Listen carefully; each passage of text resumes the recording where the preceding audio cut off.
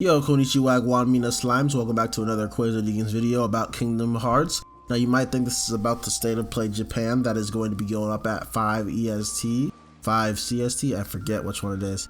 But anyway, there's a State of Play Japan today, and I'm not expecting it to be there just because I haven't seen any leaks from anybody. Nobody's talking about this like they usually do for State of Plays. Like, I'm not even seeing like a hint of anything that's going to be there. Now, the thing says beloved games and franchises from indie games to everything.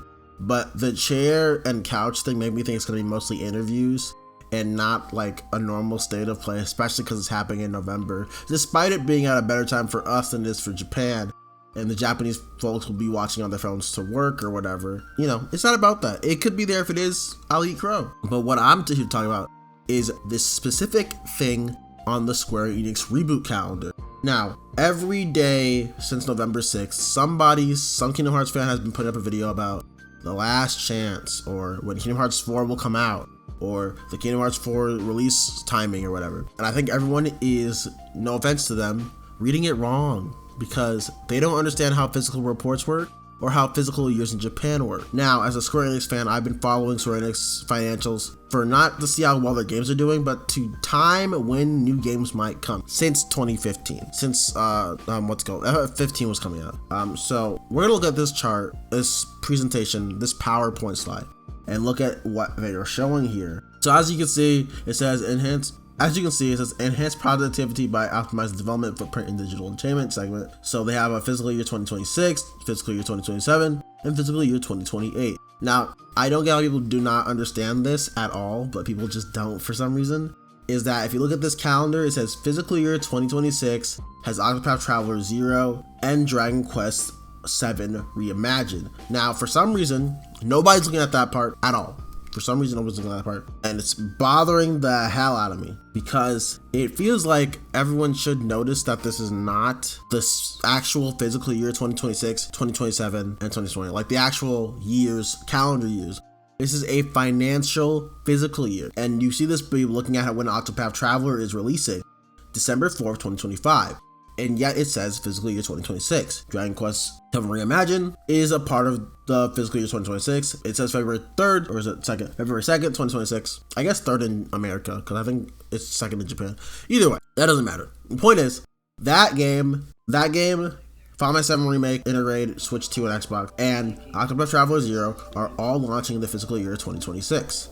And the fiscal year 2026 ends in March 2026. It ends on March 31st, 2026. Now, the rest of the year, well, ignore FF7 being there, ignore FF7 being in that chart right there, because it means nothing. It means not a damn thing. Okay, so you see Killer Inn, Adventures of Elliot, and then you have the blank spots. For the fiscal year after fiscal year 2028, which will start in April 1st, 2027, you see release of multiple new games and platform titles, and then consistent release of large-scale titles. Now, if you look at fiscal year 2027, it says launch of several large-scale titles, and that bleeds into fiscal year 2028. Fiscal year 2027 will have big titles, and that means the year of 2026 will have a big title, and it will stretch into 2027. Now, it could mean Kingdom Hearts 4 launches in 2027, and it could be at the start of 2027. But if you guys read the thing right, now obviously they could announce any big game out of nowhere that no one knows about and come out in the year of 2026. But as I've seen from people who work in the industry, and everybody's starting to notice this, the game industry is fucked right now. So usually when I see launch several large titles, and you know what they said about their QA with AI and stuff like that, and you know it's not what we want to hear.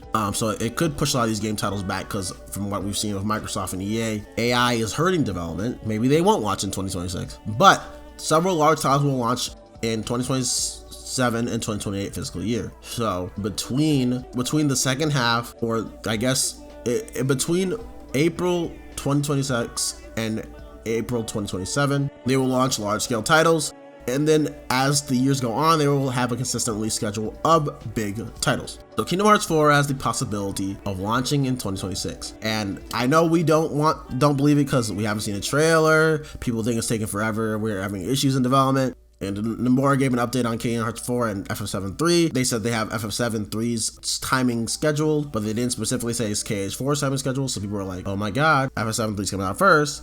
doesn't mean anything really, because I believe that FF7 is set for 2027. Could be early 2027, could be fiscal year 2028, later in the year 2027. But I really do think that they are launching Kingdom Hearts 3 in 2026 because of this schedule. I could be wrong, obviously. We could all, it can't be true. It could be incorrect. And I guess we'll know by the Game Awards that it would happen or not, because their marketing cycle seems to be a year in advance. So if Kingdom Hearts 4 was going to launch 2026 and then FF7 3 was going to launch 2027, my guess would be November 2026 for Kingdom Hearts 4, and then January 2027 FF7 3. Now you could say, but Quizity Games, where is the Rebirth Switch 2 and Xbox port?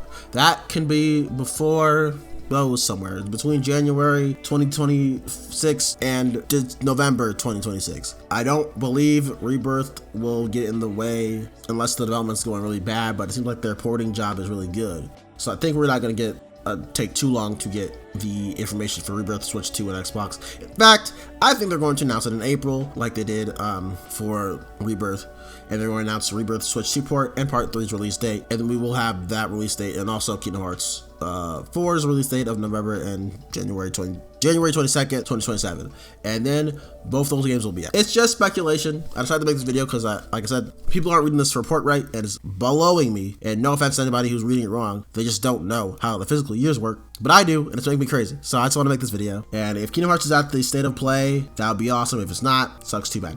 But I do believe it'll at Tokyo Game Show, because I don't get why people are putting so much stock into this state of play over the Game Awards. I don't get why that would just be a thing that suggests where we would see Kingdom Hearts 4. Because I keep seeing this. I keep seeing this everywhere, and people are like, if it's not here, it's not the Game Awards. Why? That doesn't make any sense, guys. That's not how that works. That's not how marketing works. And like I said, this seems like a weird thing, so I haven't seen any leaks or anything, so it seems like a smaller thing. But yeah. Okay, Crowskis, I hope you have a great day, and peace to Quizity Games, everybody.